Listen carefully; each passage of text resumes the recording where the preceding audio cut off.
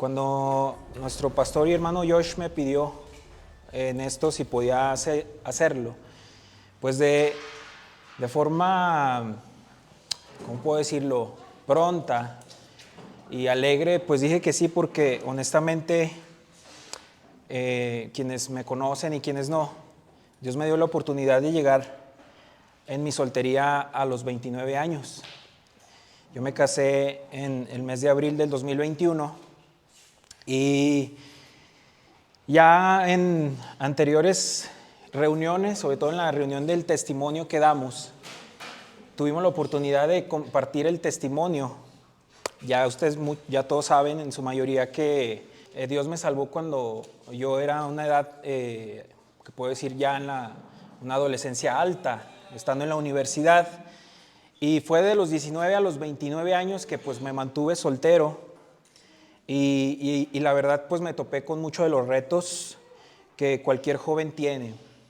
Y uno de esos grandes retos está en entender la voluntad de Dios para mi vida.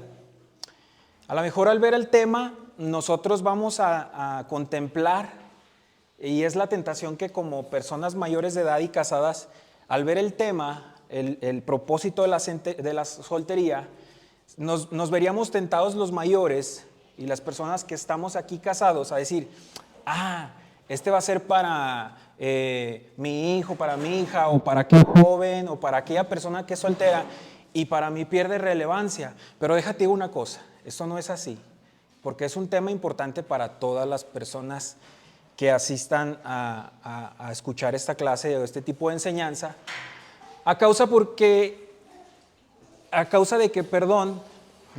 yo te repito, como fui soltero, me topé ante una situación que me frustraba. ¿Y cuál fue? Esa situación de pedir consejo y no encontrar un consejo sistemático, ordenado y contundente. ¿Sí? Se pedía el consejo y había a lo mejor un cúmulo de consejos por parte de quienes temen al Señor, que es en la iglesia donde te puedas congregar, que mientras sea de una enseñanza sólida, pero a veces esos consejos no están ordenados, ¿sí? O a veces esos consejos son dados desde la perspectiva de alguien que no vivió una soltería cristiana. A mí me frustraba un poco de ir con hermanos o hermanas o mis padres, sobre todo mi madre, porque pues mi padre, la verdad, pedirle consejo a la soltería, pues no me iba a dar un consejo muy piadoso que digamos, ¿sí? De hecho, a él, para 19 años soltero, ya era una cosa muy sospechosa.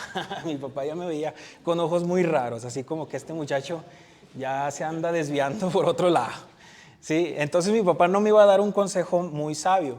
Al acudir con mi madre, pues con todo respeto, ella sabe que la aprecio, que la quiero mucho, pero yo le decía a mi mamá, es que como que no me gusta lo que me dices, no porque me estorbe algún pecado, sino porque no va muy acorde a lo que yo creo que es mi necesidad en ese momento. Entonces, tú que eres padre de familia o que tienes a tu cargo, no sé, algún joven o que incluso hasta que tienes niños, pudiese decirte, esto es muy importante porque la verdad es todo un arte, por así decirlo, y es un cúmulo de información que tú puedes obtener para en un futuro o en este momento poder aconsejar a alguien que está en la soltería y que no ha entrado al matrimonio. El tema como tal pues es propósito de la soltería y la analizamos desde una perspectiva profunda. Pues vamos a hacer la respuesta a las preguntas del qué, del quién, del cómo, del cuándo, del dónde y el por qué, a fin de que pues se pueda agotar el tema de una forma vasta. Es bueno entender que en este lugar, a una iglesia, se reúne un grupo de personas que conscientemente han abrazado la fe cristiana, que entiende que el nuevo nacimiento es dado únicamente por el Espíritu Santo, el poder de Dios, y que trae al corazón no regenerado a una nueva vida. Eso lo entendemos, ¿verdad? Que un cristiano es una nueva criatura, ¿sí? Y la condición de cada creyente es un deseo primordial en sus corazones, ¿sí? El deseo primordial de cada creyente de su corazón es ver el nombre de Dios exaltado. ¿Recuerdan ustedes el Padre Nuestro? ¿Por qué los discípulos le dirían al Señor, enséñanos a orar, porque veían que había un poder, que había santidad, que había autoridad en la vida del Señor Jesús. Y ellos no le dijeron, Señor, enséñanos a predicar como tú. No le dijeron, Señor, enséñanos a vivir como tú, a sanar como tú. Ellos le dijeron, enséñanos a orar. Y el Señor les dice, cuando ustedes oren, oren así. Y el Padre Nuestro inicia, decía Carlos Spurgeon, que el Padre Nuestro es como un mapa, ¿sí? Por ejemplo, tú sacas un mapa mundi y mueves un dedo y ya estás de Estados Unidos y te puedes ir a la India en un segundo. Y de ahí mueves tu dedo y te vas a Moscú. Y así. Pero eso no quiere decir que tú estés viajando literalmente por todo el planeta Tierra. Así es el Padre Nuestro. Es como un mapa, el que tú tienes un bosquejo de cómo es la oración, pero dentro de ella tienes una infinidad de tiempo para poder ahondar sobre el Padre Nuestro. Y el Señor dice, cuando oren, oren así. Padre Nuestro que estás en el cielo, santificado sea tu nombre. Entonces el deseo de todo creyente, sea casado o soltero, ¿cuál es? Que el nombre de Dios sea exaltado. ¿Sí? Nosotros nos reunimos, ese es el propósito. Si nosotros no estamos haciendo eso, pues estamos viniendo de una manera equivocada, con una actitud y una motivación incorrecta. Nosotros estamos aquí porque queremos ver el nombre de Dios exaltado, honrado, reverenciado, respetado, puesto en lo alto porque Él es digno. Ese es el propósito, ¿sí? De todo creyente, sea soltero y sea casado.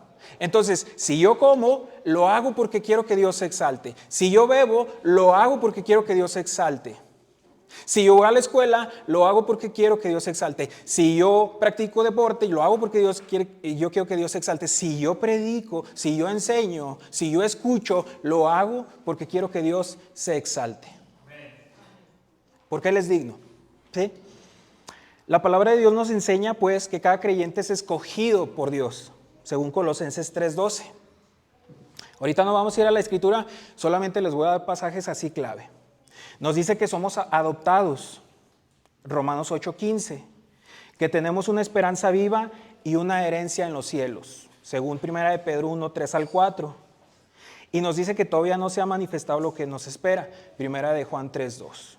O sea, todo creyente, sea soltero o casado, que ha tenido un nuevo nacimiento, o sea, independientemente de su condición, de si es alto, si es chaparrito, si es casado, si es soltero, dice, somos escogidos, somos adoptados, tenemos una esperanza viva, todavía no se manifiesta lo que nos espera, y entre muchas otras cosas más, como que somos declarados justos, como que somos libertados de la esclavitud del pecado, como que somos reconciliados delante de Dios, como que somos ahora llamados amigos y ya no enemigos.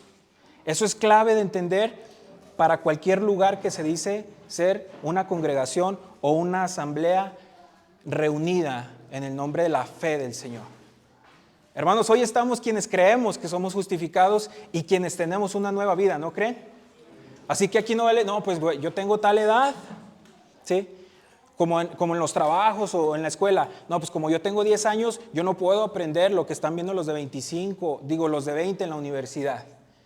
Aquí, si tú tienes 15 años o tienes 80, pero dices ser cristiano, es que tú has nacido de nuevo y estás llamado a obedecer el nombre y la palabra de Dios porque es tu responsabilidad y tu deseo servir al Señor. ¿Sí? De ahí partimos. Ya que decimos que vamos a responder esas palabras, vamos a esas preguntas, vamos a responder la primera. ¿Qué es la soltería? Cada uno de nosotros puede tener definiciones, ¿verdad? De hecho, esta que yo puse aquí, pues fue de mi autoría. La puse así y no quiero decir que esta sea la definición que todos tienen que abrazar. Yo nomás pensé y dije, a ver, con estos elementos podemos definir la soltería. Y yo la definí como el estado que guarda el creyente o el regalo de Dios que regala Dios al creyente que no está en matrimonio y que el tiempo o estado en el que ahora se encuentra se le aprovecha con el fin de glorificar a Dios con su circunstancia o situación, guardándose con todas sus fuerzas en pureza y santidad para los propósitos de Dios. Ahí tenemos algunos elementos que resaltan. Primero, que es un regalo de Dios. ¿Para quién? Para el creyente. para todo creyente, para el creyente que no está en matrimonio, y que se le tiene que aprovechar como toda circunstancia de cualquier creyente para glorificar a Dios, guardándose en santidad y en pureza. Esa es una definición que yo establecí de mi autoría. Pero hay una definición de un libro que yo escuché, y ese libro se recomienda, y son los 7 mitos sobre la soltería, de un autor que se llama Sam Allberry. Y él decía en esa definición que la soltería cristiana significa que desde el punto de vista del cristianismo, ser soltero significa no estar casado y estar comprometido, paréntesis, durante todo el tiempo que uno permanezca sin casarse, con la abstinencia sexual. ¿Sí? O sea, tienes también una definición que es para cristianos que no están casados, que no están en matrimonio y que están comprometidos con la pureza. Miren, todo el mundo concuerda y suena lógico en que todas las definiciones de la soltería se tenga de elemento el no matrimonio. O sea, tú ve, por ejemplo, vas a salir allá afuera y pregúntale al de los pollos, o pregúntale a algún compañero tuyo oye, ¿qué piensas que es un soltero? Definitivamente va a decir, pues alguien que no se ha casado, ¿verdad? Eso yo creo que es una definición universal. Pero donde ya no hay concordancia es en el tema de que exista un compromiso serio con la abstinencia, con la pureza. No se está de acuerdo en estar comprometido y todo el tiempo con estar fuera en las relaciones. Y déjame decirte una estadística. ¿Qué está sucediendo el día de hoy? Ya nuestro hermano Josh en la primera clase nos hablaba de estadísticas, yo la traigo a la remembranza, y para el 2024, de acuerdo a una encuesta nacional que se llama de ocupación y empleo del INEGI, 8 de cada 10 jóvenes permanecían solteros. ¿Sí? Y estos jóvenes eran vistos de entre los 15 y los 30 años, si más no me equivoco. Y es obvio que para esos jóvenes aún no había llegado el matrimonio. Pero ustedes creen, pues, imagínate, hace mucho yo veía una gráfica que hablaba del matrimonio de los ciudadanos mexicanos, y era impresionante porque creo que de los años 50 todos se casaban y todos tenían más de 2 hijos. Pero conforme van avanzando las décadas, eso iba disminuyendo, y el día de hoy tenemos un resultado de que 8 de cada 10 jóvenes mexicanos no se casan. ¿Tú crees eso? Pues sí, ¿verdad? Se ve que 8 de cada 10 jóvenes no se casan. El día de hoy hay por así decirlo, una percepción de que el matrimonio pues está mal. Quien se casa en estos tiempos es porque de plano, una vez un amigo me dijo, ¿para qué te amarras? ¿Verdad? Dice, no te amarres. El matrimonio lo ven como un nudo y como una carga, y ahorita nosotros vamos a ver qué sucede ahí. Pero el punto es que los jóvenes no se casan el día de hoy. Y llegar a la soltería hasta grande edad, pues es un privilegio, ¿sí? Quien se casa ahora es visto como una torpeza.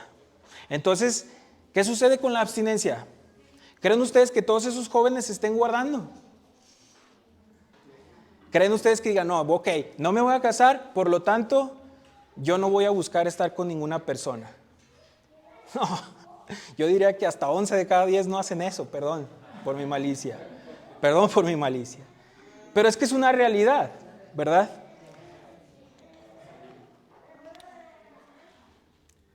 Nos podemos entonces atrever a asegurar que en la soltería, el no creyente, no existe la abstinencia, y esta, a mi criterio, es una de las razones por las cuales el matrimonio deja de tener su valía a los ojos de una generación muy apartada de los estatutos de Dios. También podemos hablar de que el joven no se casa el día de hoy por un creciente individualismo que en nuestros tiempos ha surgido a causa de corazones no regenerados y que están sometidos a cada vez una tecnología más avanzada. Está comprobado que el día de hoy las personas conviven menos, ¿sí o no? Es más, es impresionante que ya es bien raro y pasas por una colonia y ya no hay niños con 2 piedras en la calle jugando fútbol. ¿Te has fijado en eso? Es más, los más nuevos ni siquiera saben que hay piedras, pues. Y antes tú veías muchachillos jugando trompo, jugando fútbol, corriendo, y hoy no. ¿Por qué? Porque quizá mamá y papá están trabajando y el niño está con una niñera llamada iPad o llamada computadora o un ciber, ¿verdad? No sucede eso. Y eso ha aumentado y exponenciado el individualismo y por lo tanto el matrimonio se vuelve una locura. ¿Y cómo ha respondido la iglesia ante esto? A partir de esto, la iglesia con líderes muy bien intencionados, temerosos del Señor y que quieren lo mejor para sus congregaciones, con un instinto piadoso, como menciona un autor que se llama Jared Kennedy, impulsan el matrimonio dentro de sus iglesias con los solteros. Aunque es preciso mencionar, no dejar de lado que cada circunstancia es específica. Ante esto, hay una respuesta bien intencionada, con un deseo amoroso de combatir este individualismo creciente y la inmadurez de muchos congregantes, ofreciendo el matrimonio. Pero creo que como todo se puede volver, y en la vida del creyente, hermanos, el reto de cada creyente es mantener una equidad o un equilibrio, mejor dicho, ¿sí? Yo creo que por eso el libro de Proverbios se nos ha dado, y si ustedes lo leen desde el primer capítulo, se nos dice que para que entendamos justicia, juicio y equidad. Es el deber de un creyente mantener una mente centrada en el Señor, dispuesta a llegar a un juicio balanceado, oportuno, para llegar a la mejor decisión que exalte al Señor. Ciertamente, nosotros creemos que el matrimonio es un don de Dios, ¿verdad? Es un regalo del Señor. Y quienes estamos casados podemos decir, gracias a Dios por el matrimonio. No puedo decir, y no vengo a decir con este tema, hermanos, que el matrimonio se convierta en un pecado, ¿sí? Yo no digo, hermanos, el matrimonio con mi tema, yo voy a demostrarles que usted si se quiere casar, usted es un pecador. ¿Sí? Yo no quiero decir eso, ¿sí? Pero tampoco voy a decir que quien esté soltero en este momento es un fracasado. Yo no quiero decir tampoco que quien esté en la soltería es porque de plano está en la lona. Muchas mujeres dentro de iglesias, y sobre todo solteras, se les hace la carga muchas veces de que si no se han casado a determinada edad es porque algo hicieron mal en su vida. Y esto puede generar una tensión en alguien que muy probablemente o no sabemos, pero esté teniendo un corazón batallando por quererse casar, pero pues de plano no ha llegado el bueno, ¿verdad? Entonces, en ese sentido, nosotros contemplamos con un justo equilibrio el tema del matrimonio y la soltería, hermanos. Cada caso es exclusivo, al grado donde nosotros podemos tener a un joven o una señorita, sobre todo un joven, porque en la Biblia el varón se nos dice que es la cabeza del matrimonio, ¿verdad? Pero tú puedes tener a un joven de 18 años, maduro, con todas las de la ley. Mira, bueno, yo no sé qué onda con la fe de los menonas, ¿verdad? De los menonitas, pero es impresionante que tú vas a sus campos y hay niños de 8 años manejando tractor, ¿sí? O sea, tú puedes tener a un joven de 18 años, pero bien maduro. O puedes tener uno de 34 que nomás no, ¿sí? ¿Sí o no? Y tú dices, ¿pero dónde está? O sea, es que definitivamente la edad jamás puede ser el parámetro para la madurez de un creyente, ¿verdad? Porque es eso lo que sucede. El otro día en la clase pasada, mi mamá se acerca y me dice, la regué contigo bien duro, porque yo te apapaché mucho. Y yo la verdad cuando José estaba hablando dije, no, pues es que sí. Había cosas que ahora yo de casado entiendo y de soltero no. Como el tema que me lavara, ¿sí? Mi mamá me lavaba hasta los 29 años. Y tú dices, no la riegues, de veras. Me hacía el desayuno. Una vez me cambié a vivir solo y nomás aguanté 3 meses. No, pues que independízate y ya hasta mi papá me ayudó a llevar mis cosas, el colchón todo feo. Hermanos, comí avena 3 meses. Ahí fue donde dije, el cuerpo es muy noble. De veras. Pidieron una donación una vez. ¿Quién dona sangre? No, pues yo mero. Y ahí voy al seguro. Pasaron media hora y me hablan los doctores. Oiga, usted tiene que comer. Usted tiene que pensar en los demás y vaya y coma, por favor. Ese fue un tiempo donde la verdad a mí, y yo le digo a mi esposa, con bien mucha tristeza recuerdo ese momento, porque fue un momento donde pues simplemente lo hice por un arrebato. A los 3 meses, fue un diciembre, pues y en una época donde fue muy dulce, me regresé a la casa y dije, no, ¿sabes qué? Vamos a entregar al depa. Ahorita no, que era un cuartillo todo feo. Entonces decimos que la soltería, no se dice que es el estado que Dios quiere a plenitud, que el creyente tenga toda su vida y que por lo tanto se considera que el matrimonio sea un pecado. Pero tampoco obtenemos pues un panorama pesimista de la soltería como si esta fuera una miseria a la que hay que salir lo más pronto posible para alcanzar la gloria suprema en el matrimonio, visto muchas veces como la meta de un maratón ultra complejo que nos dará la máxima comodidad y fortuna, que es como muchas veces se contempla. La soltería, pobre de ti, estás muy mal. Y el matrimonio, la gran meta. Hermanos, a ver, los que somos casados, ¿de veras nuestros problemas se aligeraron siendo casados? Llegamos al matrimonio bien contentos, ¿va? Se acabaron las broncas. Hey, mi hijo, ¿qué pues? Se acabó el gas. No hay pañales, ¿verdad? Que a veces los niños gastan 1000 pañales por hora. Díganme ustedes, los casados, y levante su mano, ¿quién no tiene problemas en su matrimonio? No hay manos, ¿verdad? No hay manos. ¿Realmente no fueron menos los problemas casados que de solteros? ¿Sí o no? Ahora respondamos la pregunta, ¿quiénes viven la soltería cristiana? Y yo puse todos aquellos a los que Dios ha llamado de las tinieblas a la luz admirable, otorgándoles un nuevo nacimiento, un nuevo corazón, y que aún no han tenido el llamado al matrimonio. Eso pareciese lógico. Independientemente, todo esto de la edad con la que cuenten, un soltero cristiano es aquel pues que aún no ha contado con un matrimonio independiente de la edad que tenga. Todo creyente viene a Cristo por el soberano y eficaz llamado de Dios sobre la muerte espiritual y siendo objeto de una nueva vida en Cristo, alejada de la esclavitud del pecado y consciente del gobierno pleno de Dios sobre su vida a través de la palabra de Dios. Dios lo aleja del pecado y ese creyente se vuelve consciente del gobierno de la palabra de Dios sobre su vida. De hecho, los mandamientos de Dios son buenos. Y el mundo no creyente ve el mandamiento de Dios como algo malo. ¿Te fijas? Oh, es que está muy difícil, te dicen. Pero ¿cómo es posible? Bueno, es que Dios lo ordena y es porque es bueno. Y es agradable obedecerlo como hijo de Dios.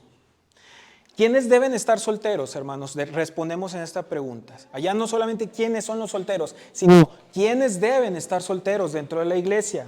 ¿Quiénes deben de estar solteros? Ya no me refiero a un tema, porque pues a lo mejor por ahí en YouTube van a ver alguno creyente, o ya ve que pues ahí lo ponen en YouTube y ya pues la soltería. Pero uno creyente, pues básicamente esto no le va a servir mucho.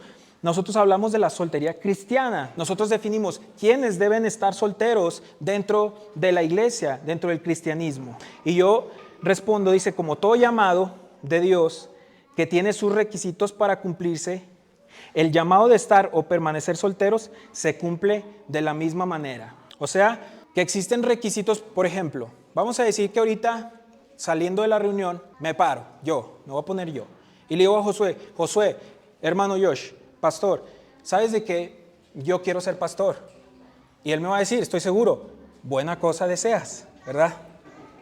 Y yo le diría, sí, pero yo ya empiezo el domingo. Ahí ya estoy seguro que me va a decir, ¿a qué? ¿Verdad? ¿A qué empiezas? Pues a pastorear. Ya, es más, he escuchado que van a abrir un salón allá por las Quintas, ¿verdad? Y pues yo lo gobierno. Me va a decir, muy bien, mira, pues tu actitud muestra definitivamente que tú tienes que estar, pero si bien lejos de eso, ¿sí?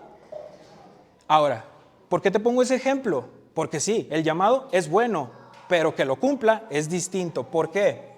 Porque no se trata de decir solamente yo lo quiero hacer, sino que tiene que haber requisitos que se cumplen. Ya los requisitos es un debate entre los teólogos. Yo no soy teólogo, yo soy un creyente de a pie y no voy a meter en ellos. Lo único que veo es que hay requisitos para poder cumplir de ese llamado y de no existir, no puede haber pastorado. Nuestros hermanos han dicho, nadie viene a este lugar siendo pastor y se pone automáticamente. No, tiene que haber un requisito sano. Lo mismo sucede con el llamado al matrimonio. ¿Tienes deseo al matrimonio? Sí, muy bien, qué bueno, te felicito. Pero tiene que haber requisitos que se cumplen. ¿Cuáles son? Bueno, ahorita vamos a entrar, espérenme poquito, ahorita vamos a entrar. Ahorita estamos diciendo quiénes deben estar solteros. El varón soltero debe entender que si está en su deseo casarse, no comete absolutamente ningún pecado, pero sí debe tener claro que se convierte en cabeza de familia. Un estatista inglés muy criticado y muy abrazado, y es un debate también, se llamó Winston Churchill, y él decía, el problema de nuestra generación es que tenemos muchos hombres que quieren ser famosos y no útiles. Y lo mismo sucede aquí. No más, para hablar, perdóname, pero yo soy rancherón y vengo de abajo. Yo te voy a decir el pa y no más y cosas así. Para entendernos bien, no más nos gusta el privilegio, pero no la responsabilidad. ¿Sí o no? Lo mismo sucede en todo tema. Nos gusta que nos vean, que nos aplaudan, pero ya no nos gusta la responsabilidad. Si me dijeran, te pago el sueldo de un capitán de barco, yo lo quisiera. Pero si me dijeran, ahora manéjalo, y si se hunde, te hundes tú con él. No, pues espérame, yo mejor en mi moto, ¿verdad? Pero es que el capitán está obligado a hundirse junto con su barco si su barco se hunde. Entonces, en una generación, en un tiempo donde solo entendemos privilegios y no responsabilidades, lo mismo sucede el día de hoy. El joven varón debe entender, y yo hablo de los varones, voy a hablar también, pero más se habla porque el varón es la cabeza de la familia. Y el joven varón, cuando inicia una relación, entiende que él se convierte en la cabeza de su hogar. Él es la cabeza, el líder espiritual de su familia. Entonces, pues sí, basta. Yo me acuerdo que cuando iba a galerías, para mí era una tortura de soltero, porque veía a los novios juntos, agarrados de la mano, a risa y risa, el perfume, todo bien dulce. Y dice mi hijo, ¿y yo? ¿Y yo? Pero yo tenía que luchar con eso para entender que la soltería era un propósito de Dios para mi vida. Pero ¿sabes qué? En esta generación solamente tenemos un cúmulo de hombres que les gusta el perfumito, la salida, estar cerca de esa muchacha, pero no se quieren hacer responsables. Y es ahí el por qué. Estamos viendo en números exponenciales la razón por la que un hombre simplemente le deja una criatura a una persona y la abandona. Eso es un acto muy cobarde.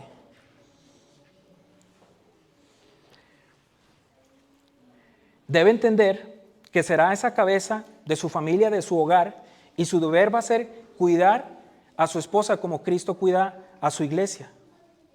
¿Realmente esa mujer estará más segura casada conmigo de lo que ahora está sin serlo? Tú tienes hijos y él viene a ti y te dice, me quiero casar. Y tú puedes preguntar, ¿y realmente crees tú que esa mujer, esa dama, esa señorita va a estar segura a tu lado? ¿Vulnera su estabilidad espiritual, emocional, económica el que ella se una en matrimonio contigo? ¿O conmigo si yo soy el joven soltero? El amor que me motiva a querer ser esposo, pregunta para un soltero, de ella, ¿es por causa de un amor como el de Cristo o a causa de mis deseos egoístas? Ahora sí, vamos a Efesios capítulo 5, versículo 25 al 33, hermanos. Respondiendo a quiénes deben estar solteros. Versículo 25 dice: esposos, amen a sus esposas, así como Cristo amó a la iglesia y se entregó por ella. Versículo 26, para hacerla santa, Él la purificó lavándola con agua mediante la palabra. 27, para presentársela a sí mismo como una iglesia radiante, sin mancha, ni arruga, ni ninguna otra imperfección, sino santa e intachable. 28, asimismo el esposo debe amar a su esposa como a su propio cuerpo. El que ama a su esposa se ama a sí mismo, pues nadie ha odiado jamás a su propio cuerpo, al contrario, lo alimenta y lo cuida, así como Cristo hace con la iglesia, porque somos miembros de su cuerpo. Por eso dejará el hombre a su padre y a su madre, se unirá a su mujer, y los dos llegarán a ser uno solo. Esto es un misterio profundo. Yo me refiero a Cristo y a la iglesia. En todo caso, cada uno de ustedes ame también a su esposa como a sí mismo, y que la esposa respete a su esposa. Bien, se desea que un joven que tenga ese llamado sanamente quiera casarse. Pero la pregunta está: ¿es tiempo de que te cases o que permanezcas soltero? Porque hay tiempo para todo. ¿Recuerdan ustedes que la voluntad es buena? Es agradable y es perfecta. Buena, agradable y perfecta. O sea, la voluntad de Dios no es mala. ¿Sí? Tú tienes a un gobernante tirano que no teme al Señor, y la voluntad de Él va a hacer sangrar a su pueblo. Y no le importa si se quejan o no. No es agradable esa voluntad. Y es imperfecta, sujeta a muchos errores. Pero la voluntad del Rey de Reyes es buena, es agradable y perfecta. Por eso mi pregunta al Señor, siendo padre de un joven soltero, de una señorita, o siendo un joven soltero, una señorita, o siendo una persona mayor, siendo soltero, es: Señor, ¿cuál es tu voluntad? Esa es la pregunta crucial para un creyente. Esta pregunta a mí me frustraba cuando en lo personal, cuando yo me convierto a los 19 años, a mí me dicen: hey, aquí no se busca noviazgo, porque cuando un creyente que viene de un pasado que no es cristiano, pues tú dices: pues qué huele, que vamos a un café, ¿no? Y ya, a ver qué sale. No, a mí me dijeron: hey, tranquilo, ¿sí? La cosa aquí está así: si tú quieres mujer, es para casarse. Así me la dijeron. No, pues bueno, tranquilo, entonces hay que fijarse bien, porque la cosa no va a estar así de fácil. Pues resulta que me aviento a mi esposa. La iglesia en la que estábamos tenía un rancho, y la vi muy bella. Y le dije: oye, pues, ¿cómo estás? Mira que me gustas. No, le dije: oye, pues, mira, yo estaba bien menso, y no digo que no lo esté ahora, pero estaba más. En ese momento, fíjate lo que le dije a mi esposa. Le dije: ¿me puedes acompañar a la tienda? Sí, y ahí vamos. El chiste es que llegamos a la tienda y luego le digo: no, mejor no, vámonos. Y en el camino le digo: mira, la cosa está así. El creyente no busca noviazgo, solo casarse. Entonces yo te quiero como mi esposa. Así le dije. ¡Vamos! Y mi esposo: ¡oh, no! ¿verdad?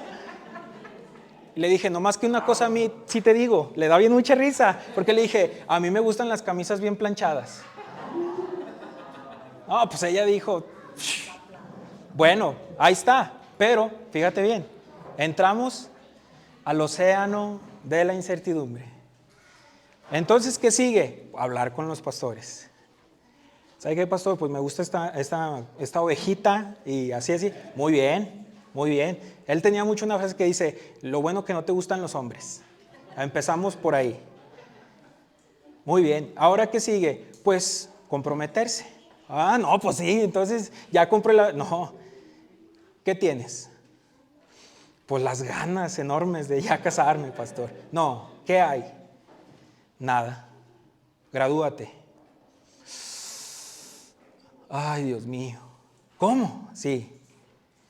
Y ahorita pues salgan y a ver qué pasa.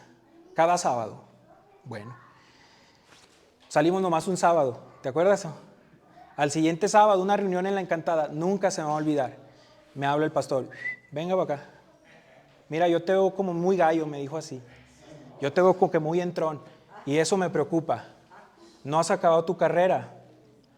Entonces, dile ahorita que no puedes seguir. Ahí no había afecto emocional ni caricias, nada de eso. No hubo. Solamente el plan. Fui con mi esposa y no se me olvida la mugre banca donde hablé con ella de La Encantada. Es más, ahí me dieron ganas de poner, aquí lloramos. Le dije, ¿sabes qué? Yo no puedo seguir y perdóname. Y mi esposa, ¿pero por qué? No, pues vamos a ser obedientes. Muy bien, así nos la llevamos. Ahorita seguimos con más historia de esa. Sí. Bueno, pues vamos a esperar. Y como Rocky, tarán, tarán, ese momento va a llegar un día. Yo decía, venga. No, yo traía mucha pila. Yo en ese punto me sentía Rocky. Yo decía, pónganme un cerro y lo destruyo. Y luego, más que en ese momento se resaltaba la historia de este Jacob con las muchachas, ¿verdad? Las que el suegro, esta Raquel y Lea. Ahí está, si fueron 14 años, 7 años, un medio año, ¿qué te cuesta? Venga, ¿verdad? Todo es impulso así. Pero yo te platico ese ejemplo porque en realidad en ese momento Dios me pudo ayudar a entender esa percepción del matrimonio. Ahora, ahorita yo no quisiera sonar aquí como que, mira, yo soy el héroe de esto. No. Hay un matiz, hay matices también, hay cosas oscuras que no pueden ver, como toda la Biblia. Gracias a Dios que el Señor es ¿cómo puedo decir? Claro, porque si tú ves, Él no refleja a sus santos como lo que las películas nos pintan. Si Hollywood nos hablara de David, solamente nos diría del David que tumbó a Goliat, solamente nos hablaba del David ¿qué más hizo David? Cantaba bonito, que tenía buen parecer, que conquistó a la hija del rey. No, nos habla también de un David que tuvo cosas que no eran así como que David, ¿verdad? Oye, David. Bueno, pero ya creo que me desvío un poco. Ahora ya supimos pues quiénes deben de vivir en soltería, un poco, ¿verdad? Si no, pues cítese, hay muchos libros, les recomiendo pues ahondar en el océano del conocimiento de eso. Ahora la respuesta es, ¿cómo se vive la soltería cristiana? Y yo aquí dejé unos puntos. Primera, entendiendo entonces que es un regalo de Dios. La soltería no es un castigo, una cadena, una vara, es algo que Dios dice, eso es muy malo. No, la soltería es un regalo de Dios. Y ahorita vamos nosotros a ver en la Escritura. Segundo, ¿qué se vive guardándose en pureza? ¿Sí? En santidad.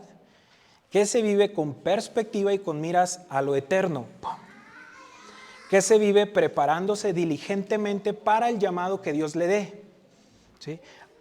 En esta parte, la gran mayoría de todas las personas y miembros de la iglesia cristiana en la historia, si hablamos de un porcentaje, me voy a atrever a decir que el 95% de la iglesia cristiana se ha casado. Es muy probable que todos nosotros aquí ahorita estamos casados y los que no van a estar casados. A menos que el Señor mañana de pronto pues permita que pasa un camión y se le suelta la rueda y te apachurro. Pero bueno, no quiero ser tan pesimista. Es que pasa, ahorita y más que no arreglan bien los camiones. Hermanos, es muy probable que todos en este lugar en algún determinado vamos a estar casados. Y algunos ya lo estamos. Entonces, la soltería se vive con preparación diligente para el llamado que Dios tenga para tu vida. ¿Sí? Si es pastor, un misionero, el matrimonio, tienes que aprovechar ese tiempo para prepararte a ese llamado. Otro punto, luchando contra la autocompasión. ¿Sí? Miren, los jóvenes solteros tienden a hacer mucho lo que yo te digo que yo hacía en galerías. Ay, pobre de mí, si tan solo yo tuviera una compañera para ir a ver el cine. Ay, es que yo necesito a alguien que me escuche porque nadie me escucha. ¿Sí? Es que, pobre de mí, ¿verdad? Tiene que luchar contra la autocompasión, porque la autocompasión es como decir, Dios, tú eres muy malo. Tu plan como que no se está haciendo muy bien, ¿verdad? Y creen ustedes, ya vimos que la voluntad de Dios es buena, agradable y es perfecta. Y la autocompasión, bueno, pues Dios me tiene aquí en este lugar. Dios, tú sabes por qué. ¿Recuerdan cuando José fue sometido? No, hombre, José sí soñó, bueno, sí soñó, pero sí padeció. Imagínate, dice que según estudios que fueron aproximadamente 12 años en los que estuvo en ese martirio. Y cuando viene a sus hermanos a él, mira, que estoy seguro que tú y yo hubiéramos agarrado al primero, ¿por qué me aventaste ese pozo y me vendiste? Te vas a arrepentir, ahora yo estoy aquí en la gloria y no te voy a ayudar. ¿Qué hizo José? Su corazón fue distinto. Él dijo, mira, no, el corazón de ese hombre a mí me encanta, porque él dice que no lo reconocían y se metía a llorar el pobre. Ahí están mis hermanos, ahí están. Y salía, ¿y dónde está Benjamín? No está, tráiganselo. Cuando se descubre a él, les dijo, fíjate esta cosa maravillosa que les dice, lo que ustedes planearon para mal, Dios lo encaminó para bien. Si José ha tenido un mínimo grado de autocompasión, ¿qué hubiera sucedido? Segundo a segundo, año a año, pobre de mí, pero ¿qué pasa, Señor? Ahora, la queja, hasta cierto punto, pues vemos en la Biblia, en los Salmos, que hay clamor, ¿verdad? Señor, ¿por qué le Está bien, porque somos seres humanos, pero eso no gobierna la vida de un creyente. Y la lucha de un soltero está precisamente en no, como conocemos coloquialmente esto, lamer la llaga y menospreciar el plan perfecto y soberano de Dios. Y se vive también, otro punto, con el anhelo intenso de glorificar al Señor. Vamos a 1 Corintios 7, versículo... Miren, yo quería leer todo el pasaje, pero yo creo que el tiempo ya no nos ayuda. Vamos a leer del 25 en adelante. Y dice, en cuanto a las vírgenes, no tengo mandamiento del Señor, mas doy mi parecer, como quien ha alcanzado misericordia. Lo voy a leer rápido porque pues no vamos a exponer el texto. Del Señor para ser fiel. Tengo pues esto por bueno a causa de la necesidad que apremia, que hará bien al hombre no quedarse en como está. Estás ligado a mujer, no procures soltarte. Estás libre de mujer, no procures casarte. Más bien, si te casas, no pecas. Y si la doncella se casa, no peca. Pero los tales tendrán aflicción en la carne. Y yo se la quisiera evitar. Pero os los digo, hermanos, que el tiempo es corto. Resta pues que los que tienen esposa sea como si no la tuviesen, y los que lloran como si no llorasen, y los que se alegran como si no se alegrasen, y los que se compran como si no poseyesen, y los que disfrutan de este mundo como si no lo disfrutasen, porque la apariencia de este mundo se pasa. 32. Quisiera pues que estuvieran sin congoja. El soltero tiene cuidado de las cosas del Señor, de cómo agradar al Señor, pero el casado tiene cuidado de las cosas del mundo, de cómo agradar a su mujer. Asimismo, hay diferencia entre la casada y la doncella. La doncella, vamos a decir que la soltera aquí, tiene cuidado de las cosas del mundo, del Señor, para ser santa, así como cuerpo en espíritu, pero la casada tiene cuidado de las cosas del mundo, de cómo agradar a su marido. Esto lo digo para su provecho, no para tenderles lazos, sino para lo honesto y lo decente, y para que sin impedimento se acerquen al Señor. Pero si alguno piensa que es impropio para su hija virgen, que pase ya de edad, es necesario que así se haga lo que quiera, no peca, que se case, pero el que está firme en su corazón sin tener necesidad, sino que es dueño de su propia voluntad y se ha resuelto en su corazón guardar a su hija virgen, bien hace, de manera que el que la da en casamiento hace bien y el que no hace mejor. La mujer casada está ligada a la ley mientras su marido vive, y bueno, ya, hasta ahí vamos a leer. Lo leí muy rápido, pero básicamente, hermanos, nosotros sobre este pasaje nos está diciendo, muchos utilizan 1 Corintios 7 para hablar de la soltería, como si este fuera el tema de la soltería, pero déjate digo, aquí hay un error. Sí dice de la soltería, y el apóstol Pablo dice, bien les hace que se queden como yo, ¿verdad? Y luego dice, el que se quiere casar, pues yo nomás le digo que va a tener aflicción en la carne, ¿sí? Pero el tema del 1 Corintios 7, en esencia, no es el soltero. Joven, mira, yo creo que a muchos jóvenes solteros yo ya les caigo bien gordo, si no es que ya les caía, ¿sí? A mí cuando me hablaban 1 Corintios 7 me frustraba. A mí me decían, híjole, cómo me frustraba que yo con una lucha súper intensa en todas las pasiones y concupiscencias de mi corazón, me dijeran, mijo, ve al apóstol Pablo, mire, él se quedó soltero y no lloraba. Y yo, mira, ¿sabes? Me llevó al clamo de decir, yo no quiero ser el apóstol Pablo, ¿sí? Yo soy Adrián y yo me quiero casar, ¿sí? Eso le decía, una vez le dije a unos hermanos, espérame, o sea, ¿verdad? Pero yo les dije, es que yo no soy el apóstol Pablo. O sea, el apóstol Pablo era, entonces si soy el apóstol Pablo, pues ahorita ya me voy a zarpar a todo Mediterráneo. Pero me frustraba. Yo entiendo que esto muchas veces se toma este pasaje de una forma simplista, sin empatía. Y muchas veces el joven pues sí está batallando con todo tipo y clase de luchas que muchas veces el casado ya no, ¿sí? Ya no, naturalmente ya no.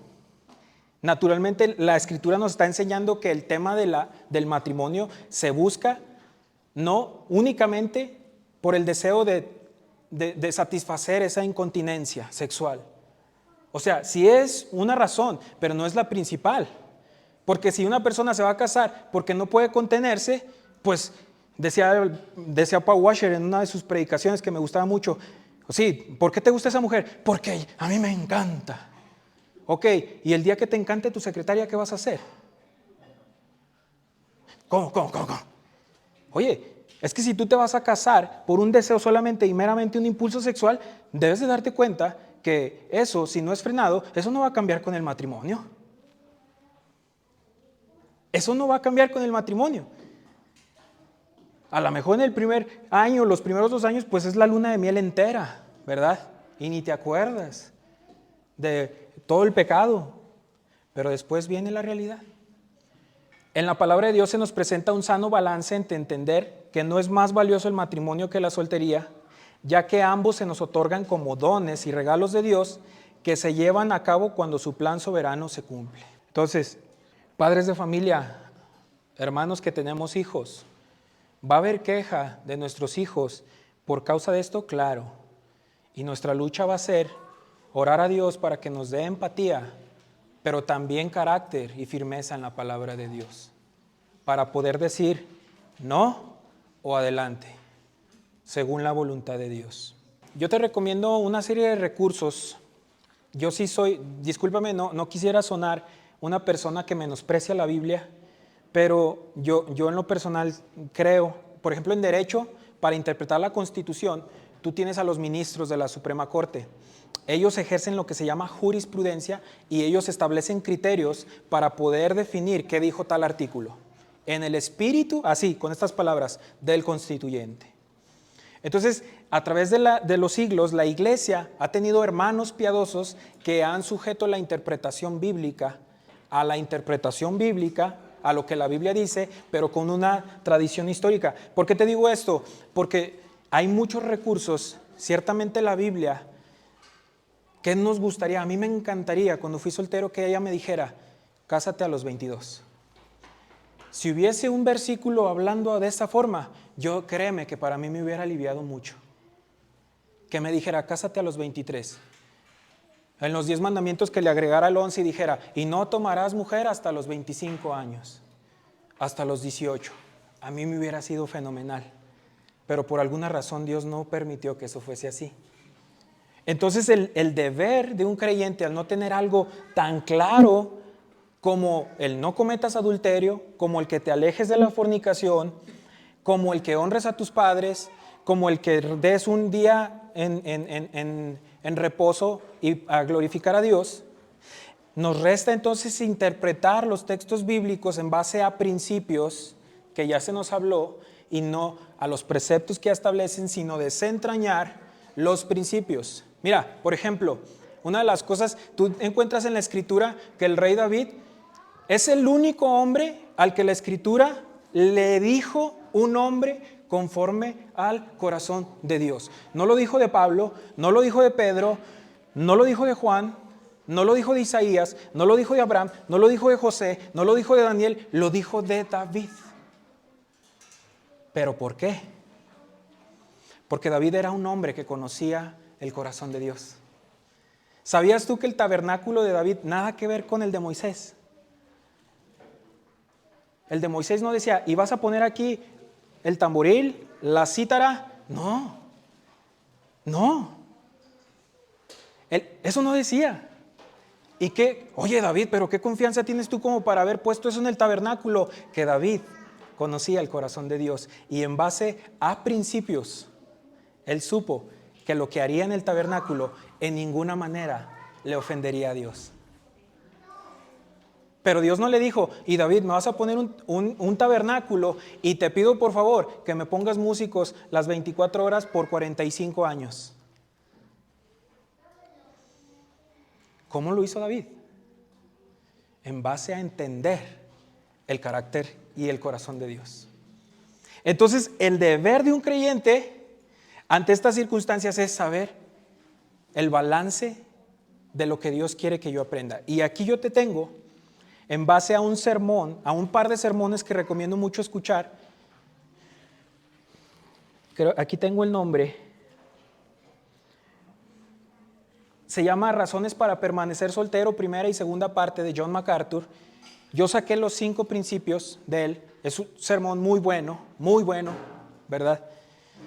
Y yo extraje de eso con palabra de Dios, porque el hermano nos habla pues con la palabra de Dios, y en esos principios se nos habla las 5 bondades de la soltería. También, hermanos, pues recomiendo mucho algunas otras lecturas. Esto se va a quedar grabado. Hay un libro que a mí me ayudó mucho y se llama Distintos por Diseño, del pastor John MacArthur.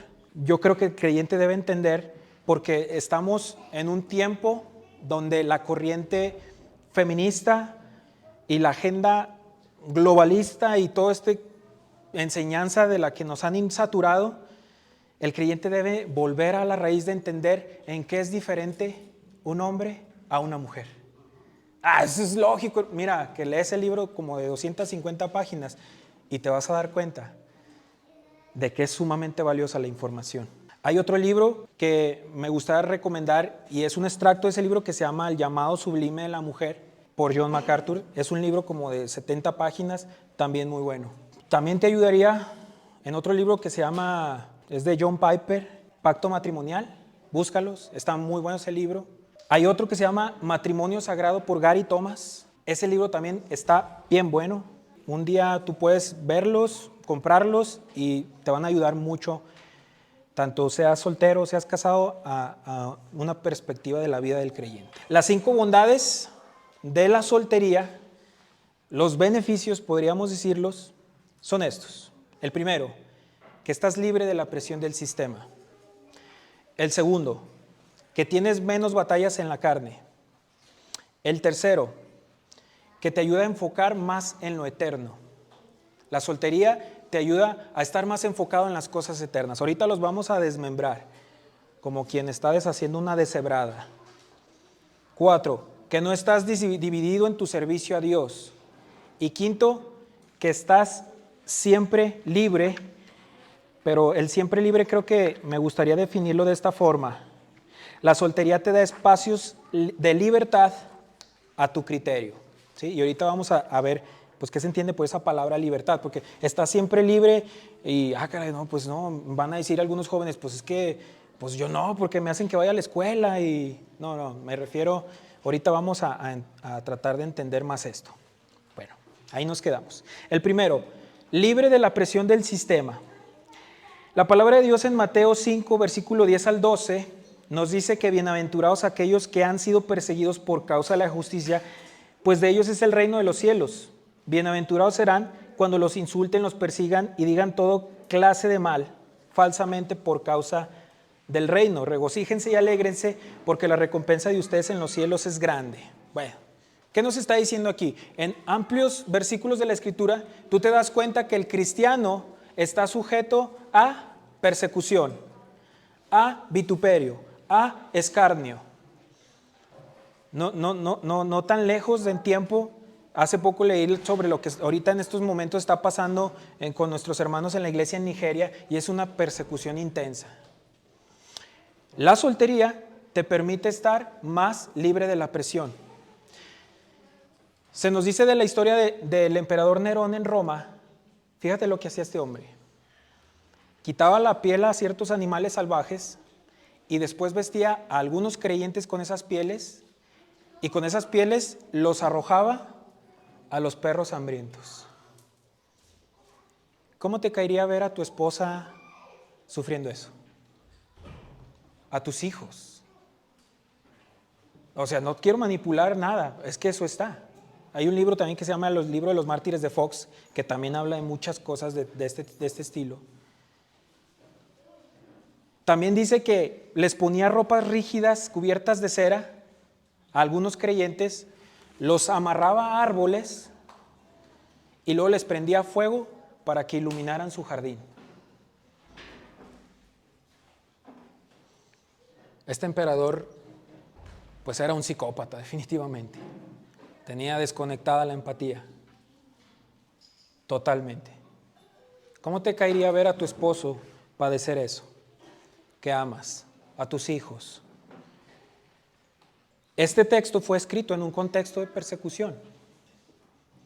Por eso el apóstol Pablo decía, yo mejor te digo que te quedes como estás, si estás soltero.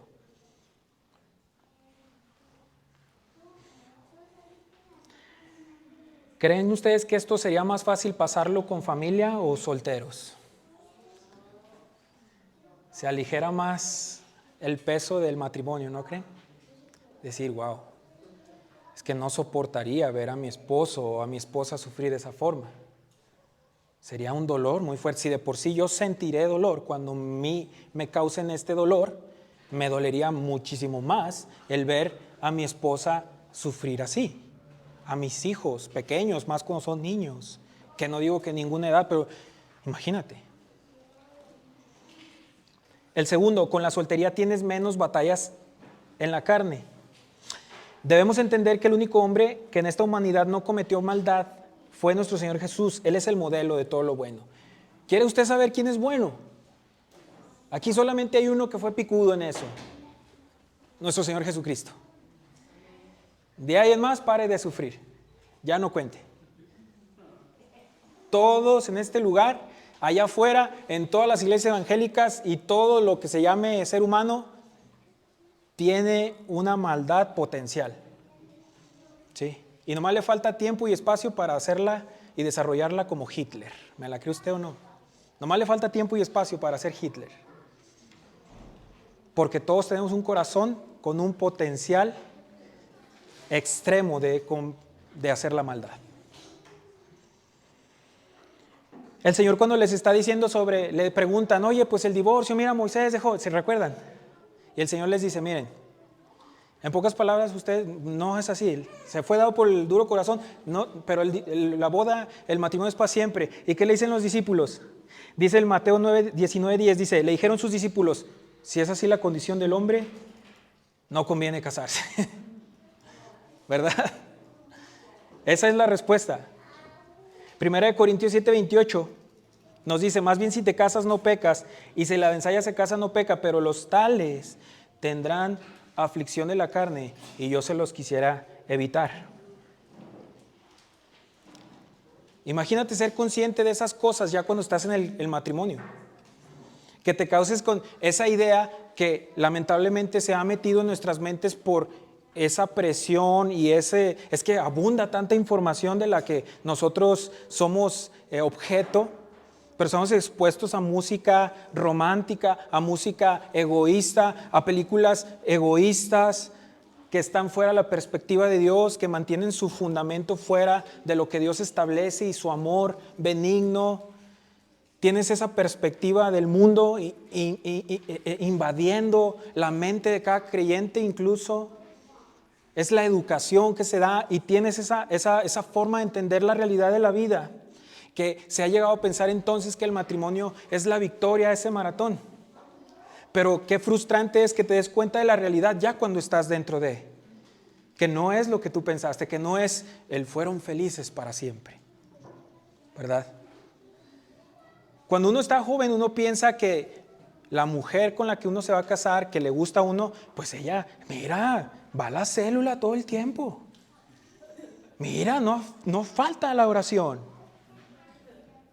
Mira ese hombre, predica en caja roja. Me dice mi esposa, Oh, no eres tan piadoso como yo creí.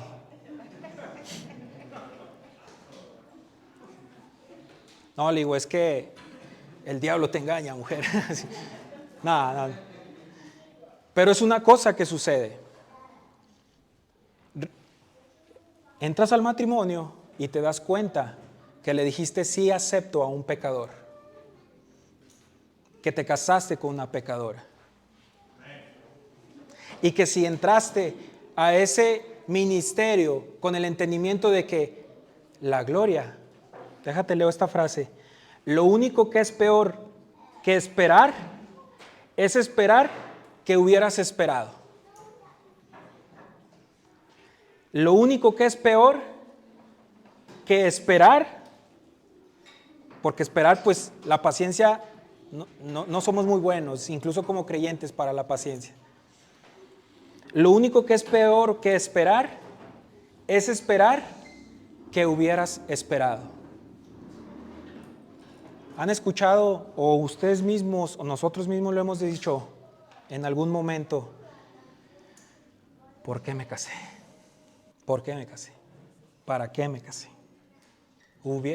Yo he escuchado infinidad de gente en matrimonio que me dice esto: mira, lo único que ahora yo quisiera hacer, si regresara el tiempo, es haber obedecido el consejo de mi mamá o de mi papá. Esta frase es de una persona que se llama Paul Salheimer. En una ocasión yo leí que en los Estados Unidos se hizo una encuesta. Y ustedes saben que los americanos son bien buenos para las estadísticas, la verdad, bien buenos. Y ellos hicieron una encuesta para que el pueblo decidiera quién era la peor primera mujer, primera dama de Estados Unidos. Y ganó la esposa de Abraham Lincoln. O sea, y el referente de los presidentes de Estados Unidos es Lincoln. Pero la mujer que ganó fue la esposa de Lincoln. Dicen que esta mujer era muy, muy mala, pero mala con todas sus ganas. Se cuenta de una historia de un hombre, trabajador doméstico, que llegó a su casa y el trabajador, ve tú a saber que era el carpintero, lo que llega y le dice a Abraham Lincoln: su esposa es muy problemática. Y el hombre le dice: ¿cómo usted no va a aguantar 15 minutos lo que yo tengo aguantando décadas? ¿Por qué te digo esta historia? Porque ciertamente hay matrimonios muy, muy conflictivos. Hermanos, somos cristianos. Vamos a ponerle aquí para atrás. La clase 1. ¿Cuántos leen su Biblia y oran y dedican su vida en devoción? 9%. O 6, creo. Ya creo que me fui 3. ¿Cuál es la probabilidad de que vamos a tener matrimonios piadosos en nuestra era? Es baja. Pero me estás diciendo que entonces el matrimonio entre no creyentes será difícil. El matrimonio es difícil, y con no creyentes y creyentes. Peor de ti, ay de ti. Ahora sí, como dicen los ayes impenitentes: ay de ti que se te ocurra casarte con una mujer incrédula. No, hombre, peor, es mejor que te estés en el rincón de un terrado o con una osa a la que le han robado sus hijos, dice Proverbios, que con una mujer iracunda. En ese momento tú vas a decir: ¿para qué nazco? No hubiera nacido. Hay de aquel que se casa con una mujer que no teme al Señor. Dice la palabra de Dios que como zarcillo de oro en el hocico de un cerdo es la mujer bella apartada de razón. Eso, hermanos, de verdad, nosotros, ahora no quisiera que, que pudiera yo sonar de una forma de agreder o insultar. No, a lo que me refiero es que el matrimonio es difícil, y todavía más cuando lo haces con una mujer o un hombre incrédulo. Esa mentira de yo lo voy a ganar, ¿verdad? La típica de tú predícale, tú lo ganas y lo traes. Yo creo que los pastores no me van a dejar mentir, pero al menos los que ya tenemos un poquito en la fe, quienes han utilizado esa fórmula, ¡ay, Dios mío! Lo único que escuchas después de ellos es decir: no lo hubiera hecho. No lo hubiera hecho. Yo le voy a predicar, yo lo voy a ganar, yo la voy a ganar. Entonces la soltería, ahora si tú estás soltero, valora y di: wow, gracias Señor, porque ahora la única carne con la que yo batallo es la mía. Cuando tú estás en matrimonio ya batallas con la tuya y con la de tu esposo o de tu esposa. Hermanos, realmente es que esto cuando yo lo estaba desentrañando, pues recuerdas, mi esposa y yo escuchamos un extracto de eso y hay mucha reflexión. Hay mucha reflexión. Ahora, te hablo de un ejemplo de Abraham Lincoln. La historia marca que el gran predicador inglés John Wesley, ¿han escuchado de Wesley? ¿Sí? Él es hermano de los himnos metodistas. Mira, si no lo conoces, date la tarea de conocer sus sermones, su vida. Una persona que predicaba por kilómetros y kilómetros en el sistema inglés, millas pues. Él andaba en caballo y predicaba. O sea, fíjate bien, este hombre dice, según lo que yo leí de testimonio de otro predicador, que era creo que de Chicago, A.W. Tozer, él decía que John Wesley tenía que orar cuando oraba en latín, porque si lo hacía en el idioma que su esposa lo entendiera, ella no demoraba en aventar un zapato, pensando que la oración era para ella. Ella le aventaba zapatos. Se dice también que cuando la esposa de Wesley murió, llega uno de sus colegas predicadores y le dice, hermano, tu esposa ha fallecido. Y dice que el hombre iba en el caballo. Le dice, ¿cómo? Tu esposa ha fallecido. ¿Ya murió? Sí. Se fue. Le echan mucho en cara, de hecho, muchos hermanos que Wesley dejó a su esposa, nunca se separó de ella y dicen que nunca se dejó de hacer cargo de ella. Siempre la mantuvo y estuvo. Pero muchos le echan en cara de que él no se hizo responsable de su hogar por predicar la palabra de Dios. Otro debate, pero a lo que voy es que tienes a este gran hombre. Imagínate, si eso es para Wesley, ¿verdad? ¿Qué nos depara a nosotros los mortales? Ahí te das cuenta que una persona puede ser muy espiritual, muy servidora del Señor, una excelente en el temor de Dios, pero sin embargo no está exento a un matrimonio difícil. Ha habido casos donde la persona está sirviendo al Señor, son jóvenes, sirven. Ahora yo no quiero infundir temor en ello, pero eso es una realidad. Están todos echándole ganas, como decimos aquí, se casan y con el tiempo uno de ellos apostata. Tú dices, wow, el matrimonio es batalla en la carne. ¿Hay alguien que pudiese decir que no? Y quizá a lo mejor tenga que plantear de nuevo los argumentos. Bueno, pues entonces nos quedamos en ese punto número 2, hermanos.